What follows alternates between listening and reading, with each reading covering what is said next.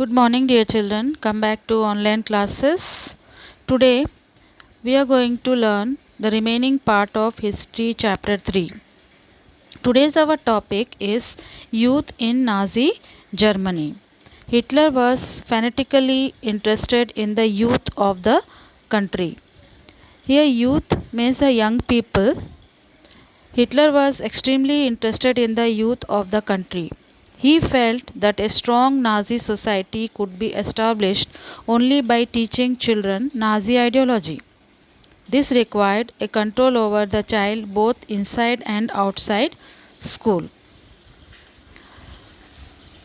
Now, purification of schools. The next para, purification of schools has been done. All schools were cleansed and purified. This meant that the teachers who were Jews or seen as politically unreliable were dismissed. Children were first segregated. Germans and Jews could not sit together or play together. Subsequently, undesirable children were thrown out of schools, and finally, in the 1940s, they were taken to the gas chambers. Undesirable, that is, Jews, the physically handicapped, gypsies, were thrown out of the schools. Next is new education policy.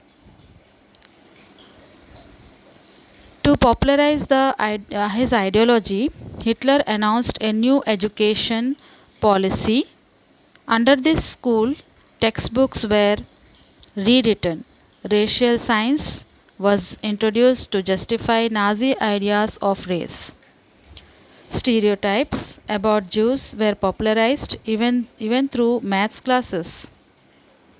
Children were taught to be loyal and submissive, hate Jews, and worship Hitler. Loyal and submissive here means faithful and obedient. They were taught to be faithful, and then the functions of sports was to nurture a spirit of violence and aggression among children. Hitler believed that boxing could make children iron-hearted, strong, and masculine. So here aggression means quality of anger, and iron-hearted means cruel, unfeeling, and emotionless. Division of the life of the youth was divided into different stages. At each stage he had to pass through various training and teaching programs. Youth organizations were made responsible for educating German youth in the spirit of National Socialism. 10 years old had to enter Jungvolk. Jungvolk means Nazi youth groups for children below 14 years of age.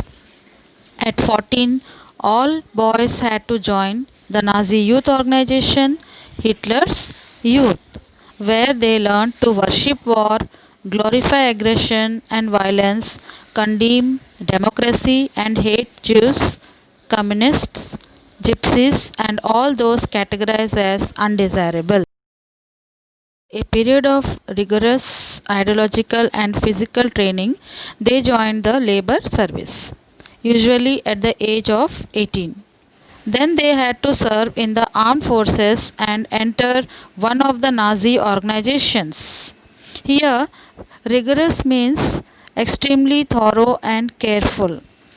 Then the Youth League of the Nazis was founded in 1922. 4 years later, it was named Hitler's Youth.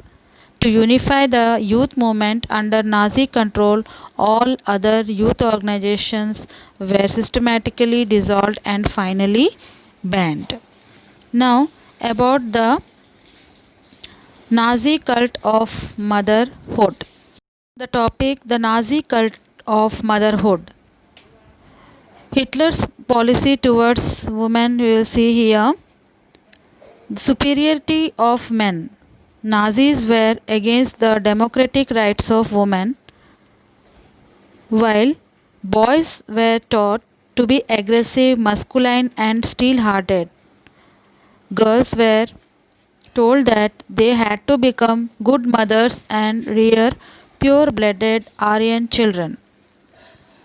Girls had to maintain the purity of the race, distance themselves from Jews, look after the home, and teach their children Nazi values. They had to be the bearers of the Aryan culture and race. Now, awards and punishments. In 1933, Hitler said, "In my state, the mother is the most important citizen." But in Nazi Germany, all mothers were not treated equally. Women who bore racially undesirable children were punished, and those who produced racially desirable children were awarded. They were given favored treatment in hospitals and were also entitled to concessions in shops and on theatre tickets and railway fares to encourage women to produce many children. Honor crosses were awarded. A bronze cross was given for 4 children, for 6, and gold for 8 or more. Now, Code of Conduct for Women. Here in this paragraph, all Aryans women who deviated from the prescribed code of conduct were publicly condemned and severely punished. That means the women who did not follow the prescribed code of conduct were publicly condemned. Those who maintained contact with Jews, Poles, and Russians were paraded through the town with shaved head, blackened faces, and placards hanging around their neck announcing, "I have sullied the honor of the nation." Many received jail sentences and lost civic honor, as well as their husbands and families for this criminal offense. Here, rough sullied here means damage the purity or integrity. Now next, the art of propaganda. Let us see the Nazi art of propaganda now. The Nazi regime used language and media with care and often to great effect. The terms they coined to describe their various practices are not only deceptive. Deceptive here means giving an appearance or impression different from the true one, that is misleading. They are chilling. Chilling means horrifying or frightening. Nazis never used the word kill or murder in their official communication. Mass killing were termed special treatment, final solution for the Jews, euthanasia for the disabled ones, selection and disinfections. Evacuation means deporting people to gas chambers. Do you know what the gas chambers were called? They were called as disinfection areas and looked like bathrooms equipped with fake shower heads. Media was carefully used to win support for the regime and popularize its worldview. Nazi ideas were spread through visual images, films, radio posters, catchy slogans, and leaflets. In posters, groups identified as the enemies of Germans were stereotyped, mocked here means teased, abused, and described as evil. Socialists and liberals were represented as weak and degenerate. They were attacked as malicious foreign agents. Here, malicious means having or showing desire to cause harm to someone. Malicious foreign agents. Propaganda films were made to create hatred for Jews. The most infamous film was The Eternal Jews.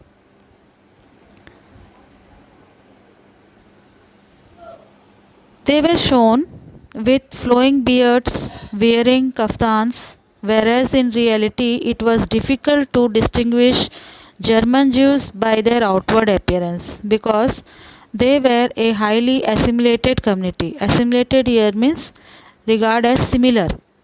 They are similar to the highly similar community. They were referred to as vermin, rats, and pests. Their movements were compared to those of rodents. Nazism worked on the minds of the people, tapped their emotions, and turned their hatred and anger at those marked as undesirable.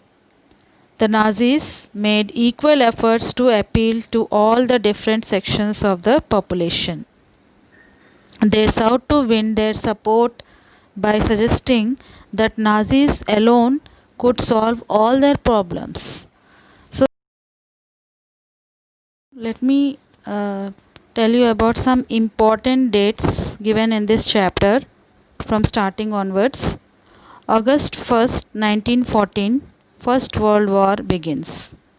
November 9, 1918, Germany capitulates, ending the war. November 9, 1918, Proclamation of the Weimar Republic.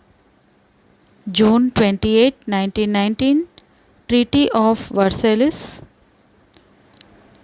January 30, 1933, Hitler becomes Chancellor of Germany.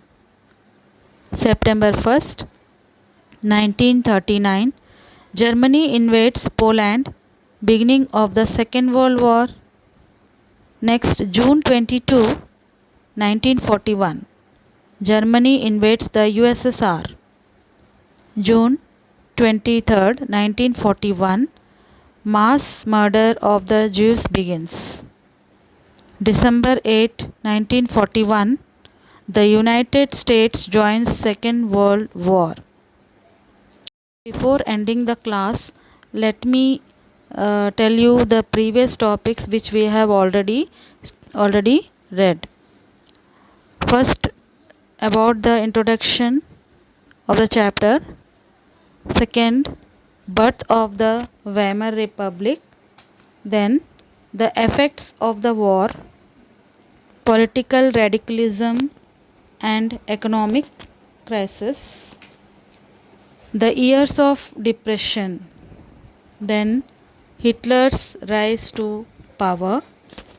Then the next topic after this is the destruction of democracy, next reconstruction, then the Nazi worldview, establishment of the racial state, then the racial utopia, then comes youth in Nazi Germany, the Nazi cult of motherhood, and the art of propaganda.